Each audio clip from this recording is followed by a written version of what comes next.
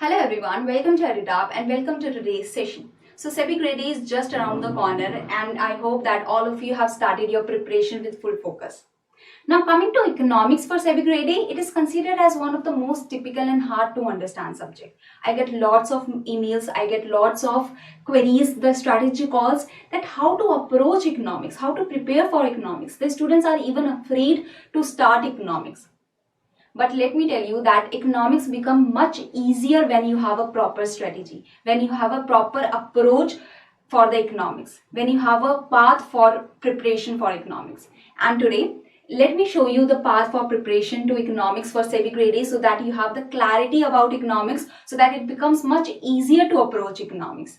And today we are going to do just that. We are going to provide you the complete path for economics so that it becomes much easier for you to approach economics and to cover economics for SEBI Grade A.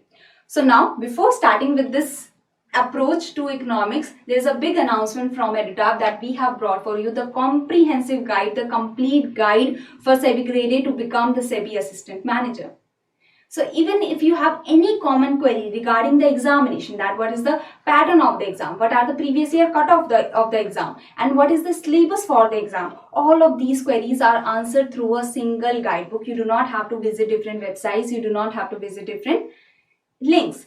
As well as even if you want to know about the salary, that what is the salary, what is the allowances and everything, all of this is also provided here. As well as even if you want to know about the preparation strategy, that what should be the sources for the preparation, what should be the strategy for the preparation, all of this is provided through a single guidebook. You do not have to visit different links, you do not have to visit different websites, and this is absolutely free of cost to save your time, to save your effort. And you can easily download this guidebook. The link is given in the description box below. So do download this guidebook. This is going to increase the level of your understanding for the examination. Okay. So now starting with today's topic and the questions that come in your mind. Let's cater to that first. That what are the questions? So the first question that will come in your mind is regarding the topics. That what are the topics that I have to cover in the syllabus and how to approach these topics, how to study these topics. Okay, so first this question we are going to understand, we are going to cater to this topic, to this query, to this question, that what are the topics and how you can approach these topics in economics. Okay, the second question that comes in your mind can be regarding the how much time to give to each topic, how to approach each topic in regards to the time that I should put in. So that is, you need a timetable so that you do not get too much in depth of each of the topic that is not required. Okay, so I will provide you with the timetable that in this time you have to finish, you should finish the topic. Okay, so that you have a guided and you have a timely approach, and so you can complete the syllabus for economics in a timely manner. Okay, then the third question that can come in your mind is regarding the sources. That are there any definitive sources, are there any reliable sources for covering the topics in economics? So that is also present and that is also I am going to show you. Okay, so first let's start with the topics. That starting with these topics, there are more.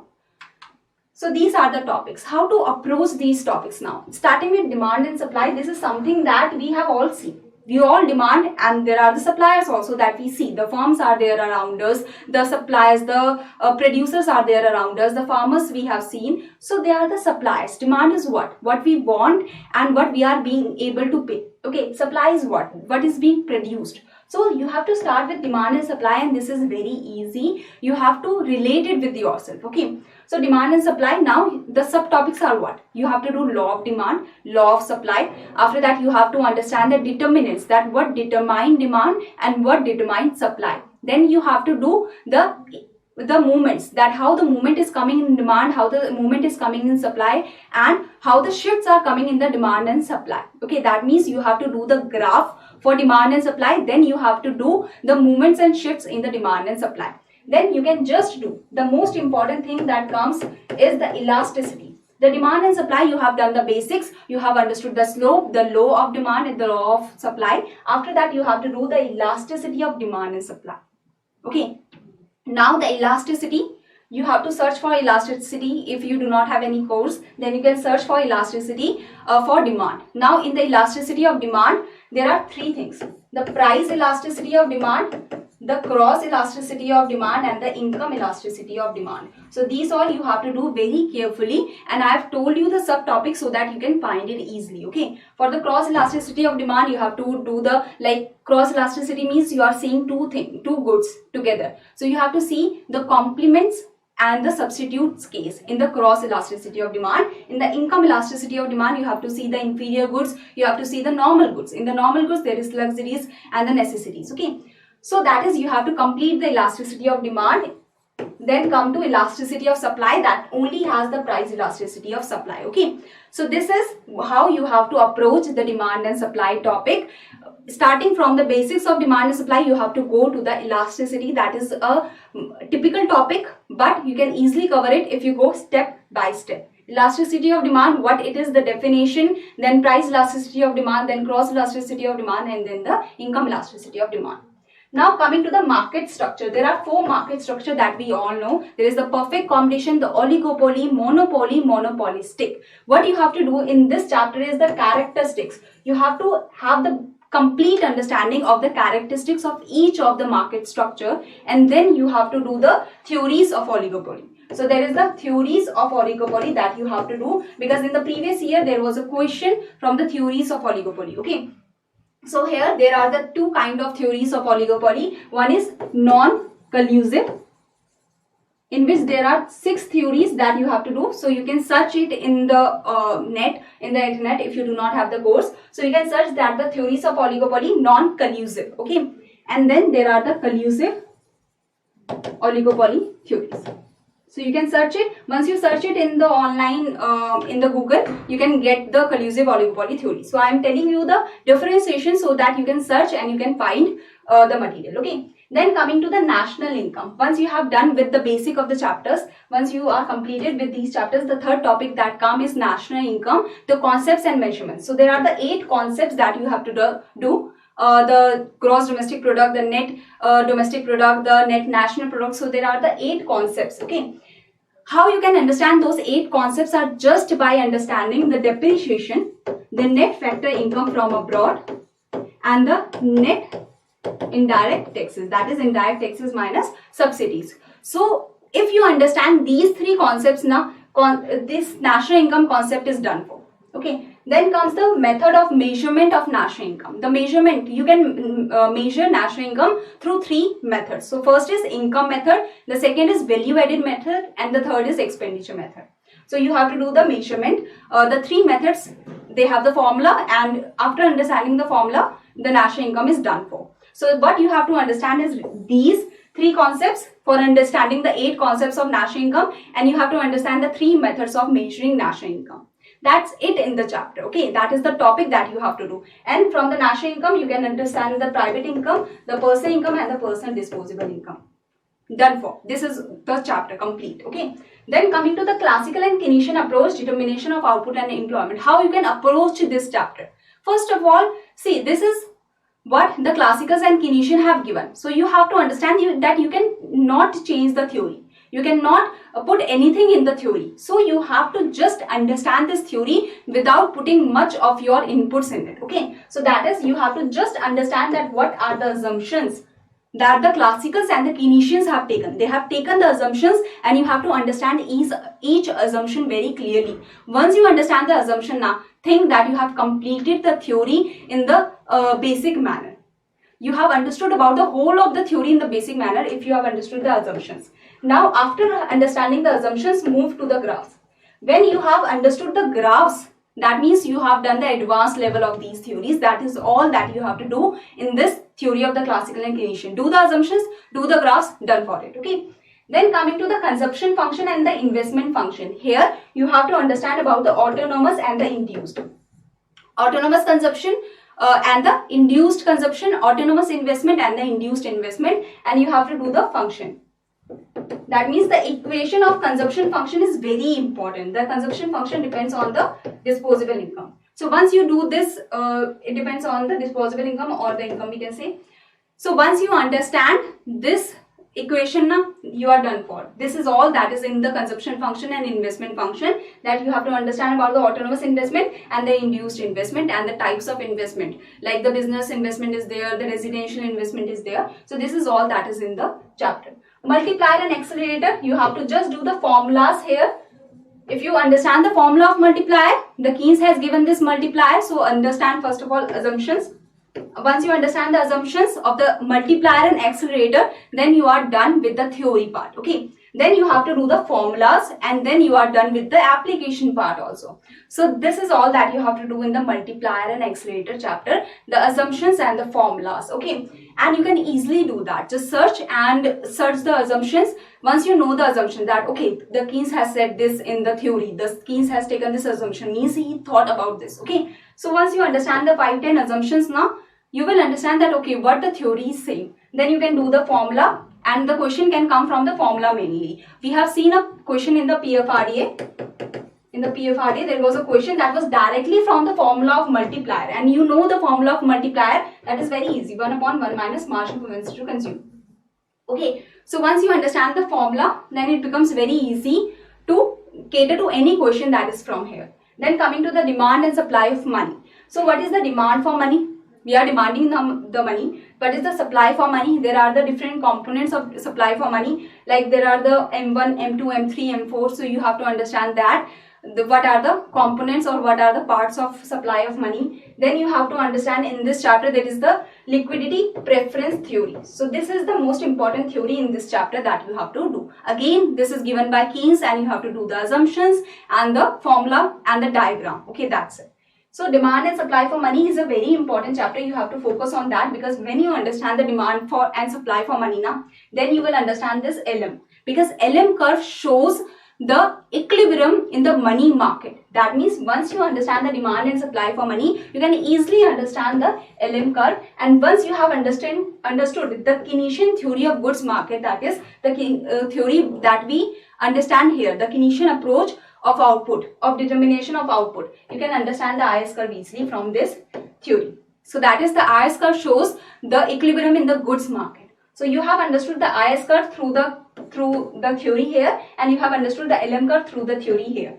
Okay, so you can easily do the ISLM curve. Then you have to do the slope and the shape of the ISLM and how they are coming in the equilibrium and what are the changes in the equilibrium that can come. So you have to do the equilibrium between the IS and LM model, between the IS and LM curve very thoroughly. So equilibrium here is very important, because then there are many changes that is coming. Okay, so in the ISLM model, if you have understood these two chapters, chapter 4 and chapter 8, or topic 4 and 8, you are very good in the ISLM, we can say. The basics are clear. Then coming to the inflation and Phillips curve. The inflation, we have all seen that, we all know that what is inflation, what are the effects of inflation, that you have to understand, as well as the different types of inflation, like there is the demand pull inflation, the cost push inflation. So you have to understand that. So basics of inflation you can get. Then Phillips curve. Coming to the Phillips curve, it was Phillips who has given this kind of curve. So you have to understand about the short run Phillips curve and the long run Phillips curve.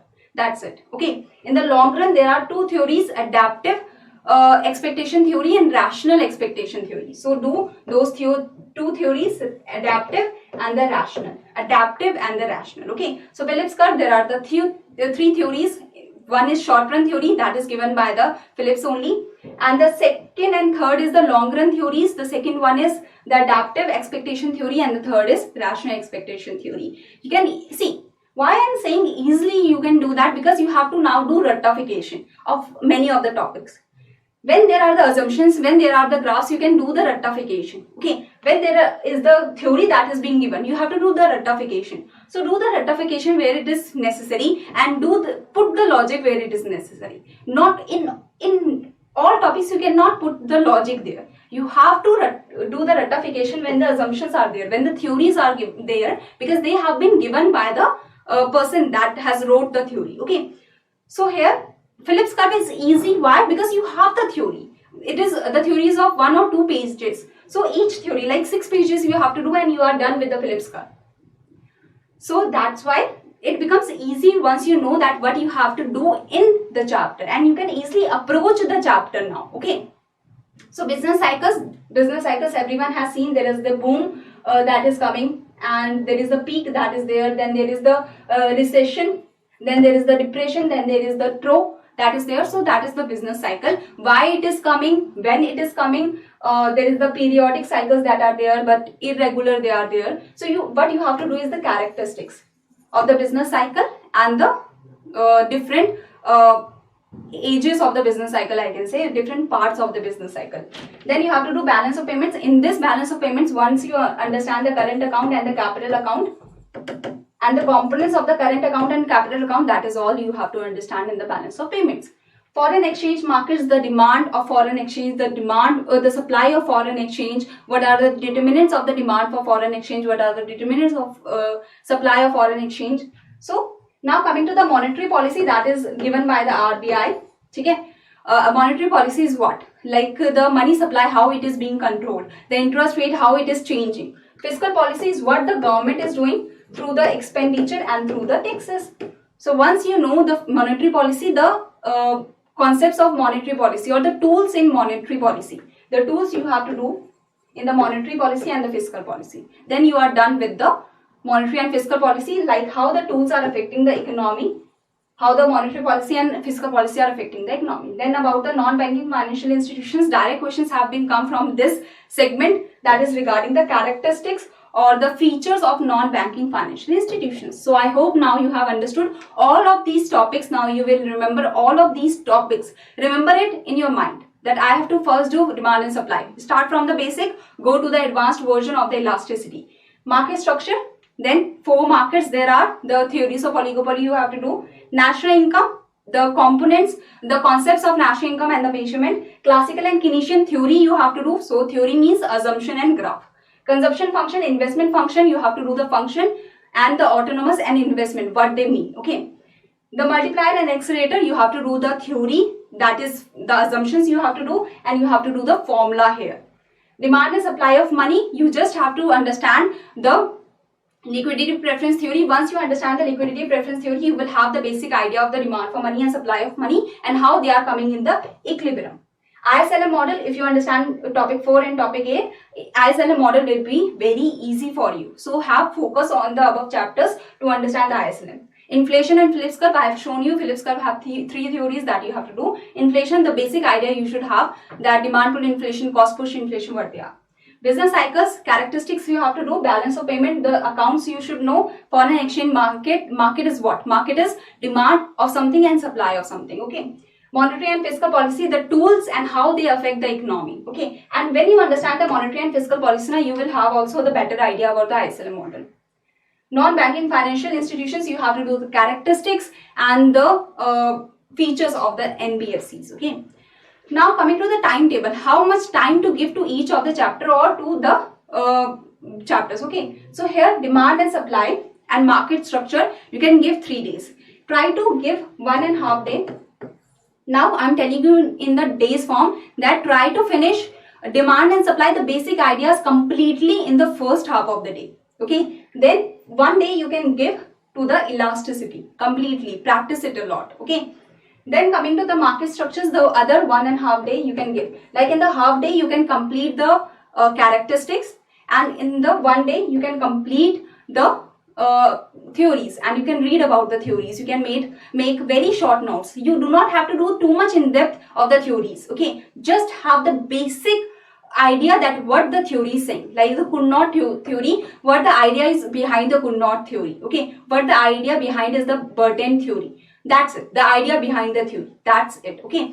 Do not go in depth because it will take months for you then. So that's why I am giving you this time frame, that try to finish these 2 topics in 3 days, and 1 day you can keep a buffer. So 1 day keep that for the practice or keep it as a buffer, okay. Next, coming to the national income concepts and the classical Keynesian theory, I have given it more days because the national income, the concepts and measurement, you can read it in 1 day only, but then you will need 1 day extra to practice. This chapter needs practice complete practice from gross to net, how you will convert through depreciation. You have to add it, subtract it, net factor income from abroad, national to domestic you are changing, domestic to national you are changing. So that practice is needed. In your mind you should be able to do this, that okay, I have to change from the gross to net, that means I have to deduct depreciation. So that should be in your mind. Okay, all the concepts should be in your mind to do the calculations. Classical, again classical Keynesian, one day you can keep for the assumptions, one day for the graphs. Consumption function, investment function, now I have given 3 days because it doesn't have much. Once you have understood the Keynesian theory, you can easily understand the consumption function and everything. And the multiplier and accelerator, once you have done the Keynesian theory, multiplier also becomes very easy. So 3 days is enough for these chapters. Coming to the last 3 chapters, they can be a little bulky, especially the ISLM model. Though if you have done this chapter and this chapter, ISLM becomes easier. So 5 days are enough for these 3 chapters. Phillips curve have 3 theories that you have to do. Though they are the basic theories, just the conclusion you have to remember that the three theories have said what. Okay. Then demand and supply of money also becomes like 1 day, 1.5 day you can give to this, or 2 days you can give to this. ISLM model 2 days, inflation and Phillips curve 1 day. You can keep 1 day as a buffer here. Okay. Next is business cycle and balance of payments. 3 days are enough. Business cycle is like a very small chapter. Half day is enough for business cycle. Then 2.5 day you can give to the practice of balance of payments, that what are the components, where it is going and all of that. Foreign exchange market, then comes the 3 last topics, so that you can give 4 days. Again 1 day and 1 day is enough for this, and you can give 2 days here. Fiscal policy and monetary policy becomes easier because we are seeing it. We are seeing that repo rate is increasing, it is decreasing, CRR, SLR is changing. So you are very accustomed to it in the real life. So you can understand it much easier. So how many days are there in total? So here 3, 4. If you are keeping the buffer, 8, 9, 10, 11. 11 and 5, 16, 17. So here 17 plus 7, 20, 24. So in total, take 25 days. Take 25 days. You can, in 25 days you can complete economics, and in 25 days you can plus like a small subject that you are revising at a side. Let's say costing you are revising side by side, or commerce and accounts you are revising side by side. So 25 days, the first half, the second half you can keep for especially economics, especially understanding the concepts. If you are very clear with one concept like demand and supply, you think that you have very good understanding with that topic. So give less time to it. If you think that monetary policy, fiscal policy and BFCs I'm done with, give less time to it, put the time to the other subject or give the time to the other topic. But in one topic, do not put more than 4 days or 5 days. Like the timetable is given so that you stick to it, so that you stick to the topic for that limited time also. Okay, you should have a focused approach and you should not go haywire with the topics. Okay, so that's why the timetable is given, so that you give limited time to each topic. You do not have to do PhD in economics. You just have to clear SEBI Grade A, and the basic understanding of the topics is needed for SEBI Grade A. Theories of oligopoly, if I tell you now the theories of oligopoly, it can make a complete book. If I read the theories of oligopoly, you do not have to do that.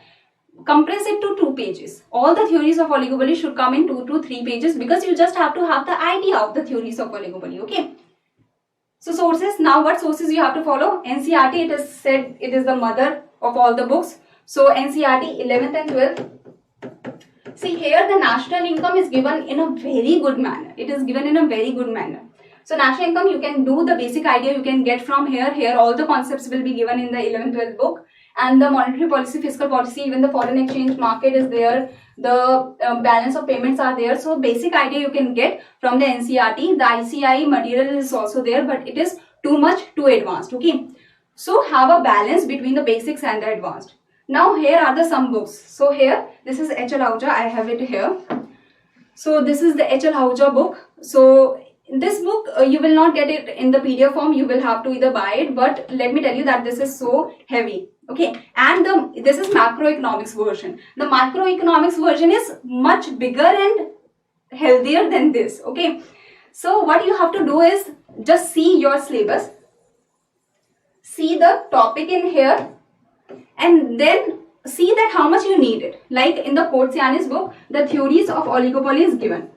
The theories of oligopoly is given in the Porcianis book, okay?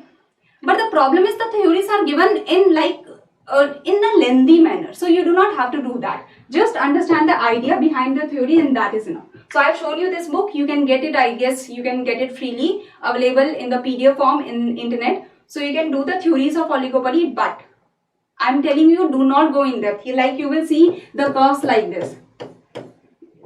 It will take like months of yours to understand such kind of curves, okay? Do not do that. Just have the basic idea of the theories. Could-not theory, what is the could-not theory saying? What is the conclusion of the could-not theory? So theories of oligopoly, just the idea, that's it. Again, stick to the syllabus and do what is needed for the exam only. These books are made for the master's students. We have studied in our masters. This is also for the PhD students that we follow.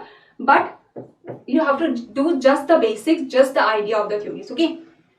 So now, how you can revise? First of all,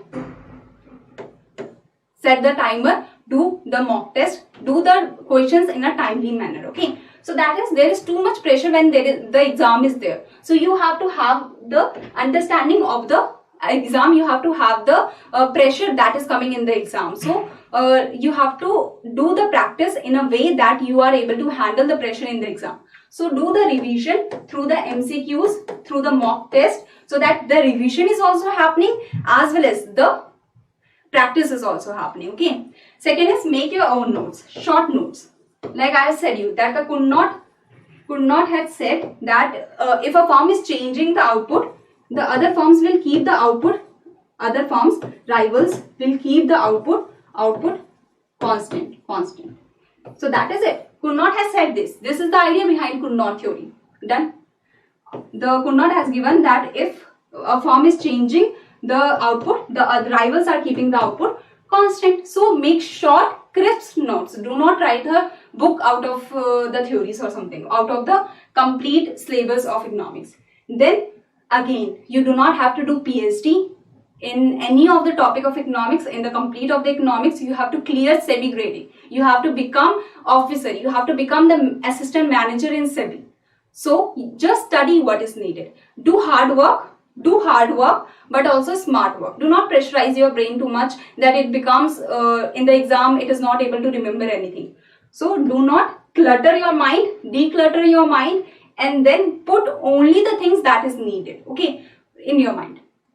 This is the revision strategy. Make your own notes, revise from the notes, practice in a timely manner through the mock test, and do not put too much in your mind. Short notes are so that you can keep only what is needed in your mind, okay? So this is all for today. I hope you have understood the topics. I hope you have understood that what you have to do in the topics, or at least how to approach the topics, how much time, not more than that time you should be giving to the topics, okay? And again, how to revise, I have shown you that also. I hope you have understood about the economics, how to prepare, how to approach economics. Thank you very much. If you have any query now, do write it in the comment section below. I will surely try to answer your queries. I will surely try to help you more in economics, because I want you to clear SEBI Grade A and I want you to not have any problem in answering at least economics question, okay? So if you have any query, you can write it in the comment section below and I will surely answer you. If you have any problem in economics, how to approach economics, you can even write us a mail to this hello@edutap.co.in, or you can call us here and I will personally try to show you the path. I will personally try to answer your queries, okay? So but here try to follow this process first, and then if you find any problem you can again contact me, okay? So I hope you have understood a lot from this video. You have at least got the basic idea how to start with economics. Thank you very much everyone, and see you again soon.